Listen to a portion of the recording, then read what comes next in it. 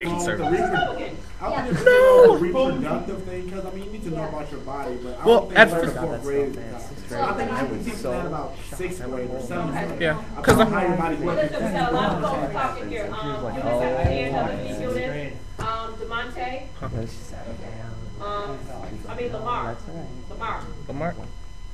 Yeah. Get your feedback on some of the rest of the Hey, listen, a lot of talking. She made it so like she kind of like excluded the part. What she was explaining to me, she didn't let like school or anything get to me first. But this was in elementary school, so she like kind of like excluded the part of all like the actual intercourse, and then just kind of like explained to me how babies are made, and I was like totally okay with it. Yeah. And then like I didn't really like I don't think I really cared about like the doing for the pleasure or whatever part, and then apparently like I went to school and like told all the kids. Oh, yeah, that's the problem. My mom had a lot of hate. Yeah, I saw that on a Lifetime movie. Cordera, hold that thought for a moment. Hold that thought. Lamar, listen up everyone. Lamar, what is the theory of conservation? What is that about? Let's go back to the previous. Concrete. Wait, I'm writing this down. It happens to a pre-operational. Are you serious? Stage. You talked I'm about not conservation. consulting. Are you familiar with that? No. Yes, you are. Crazy. How about if you had a glass full of water? Oh, Or you had a taller glass? What is it all about? What's the question? It's What is conservation. When you pour conservation the about? water. Lamar, you want to move on? You want to get some help from your peers? Sure. You want to phone a friend? Yeah. Give him a hint, someone. Give him a hint. You pour. Jen, give him a hint. No? Let's say you pour the water in a different glass. Oh, yes, Manella. Is it like, if you had two glasses with like the same amount of water, but you have a longer glass? Yeah, there we I go. mean, it's thinner, it Thank obviously you. goes up higher, but I mean, just I think that it's more water in that glass even at the same amount. That's why I give kids that age a whole bunch of things. I'm a bad aunt. Here you go. And they're like, oh, wow, I got a lot of money.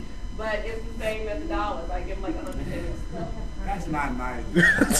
It works though. What's that? It works I though. think people still struggle in conservation. Yeah. Like I work at Tech House Grill, and like we have like 40 beers on tap, so we have a lot of cool glasses. And like, you know, if you order a certain beer, it comes in a different glass, but I mean each one is a pint.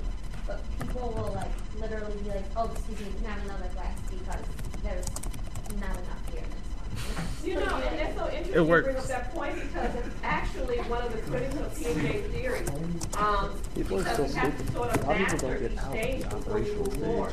All right, listen up. So we have the concrete operational, your 7 to 11. And the key concept in that is concrete logic. Very similar to egocentrism. Nick, what's concrete logic? When like You you just have see a black and thought, white. and it's just like common sense, and you make sure you know that it's common sense, and you like learn that, and it sticks in your memory. That's kind of close. A little bit. Let's get a little more feedback on that to start. Latara. I really don't know. That's where you just see black and white. Anyone? Concrete logic? That's where you just see black and white. Think you just.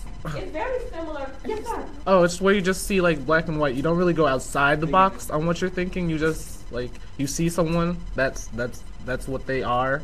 You kind of, yeah. It's kind of Yeah, hard to it's explain. very similar to egocentrism where you're not able to be objective. And again, you start to transition to 12 and on, or you're developing hypothetical reasoning where you're able to understand if I have sexual intercourse, I'm either going to get Herpes. or I'm going to be pregnant.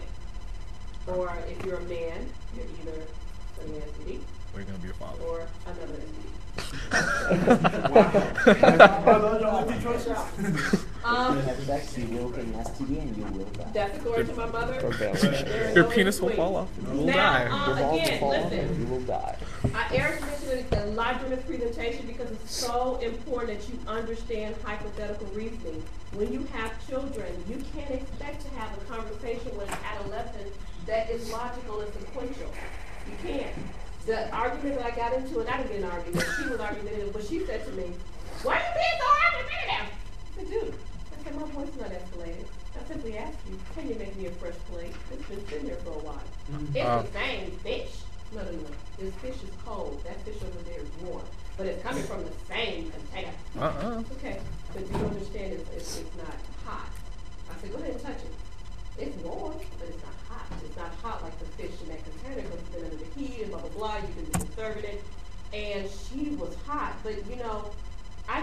early on that there was no point in trying to reason with an adolescent. You couldn't reason with me as an adolescent because I didn't have hypothetical reason. I didn't understand the big picture of everything. I didn't understand the consequences. She didn't understand that if a potential customer could walk out their door, I could tell a whole bunch of people, don't eat there, they're not efficient, they're rude, blah, blah, blah. She didn't see the big picture. Now the manager came over, as grown as she was in her 40s, she understood. Of course we'll make you a fresh plate. She was I've dumb. seen you in here plenty of times. I even let you try that iced tea that you enjoy that iced tea. I did. Thank you for my fresh plate. I'll be back next week. So she understood, but the adolescent didn't. And that's How old was the girl? adolescent thinking. My parents, there was no reason to try to reason with me as an adolescent. I was gone. I was out to 4 with my significant other. I didn't care. You were out to 4 with your I wasn't going to get the little closet. That's it? My And mom. took away my phone. And I said, I love him. I love him. Okay. My mom. Shit. My mom locked the door. I was outside. Yeah. Where'd he go? I actually came home at 3 and I was on the porch because I couldn't get into the house. But anyway, Yep, exactly. I was locked the door. All right, so the criticisms of P&J's work is that, watch yourself.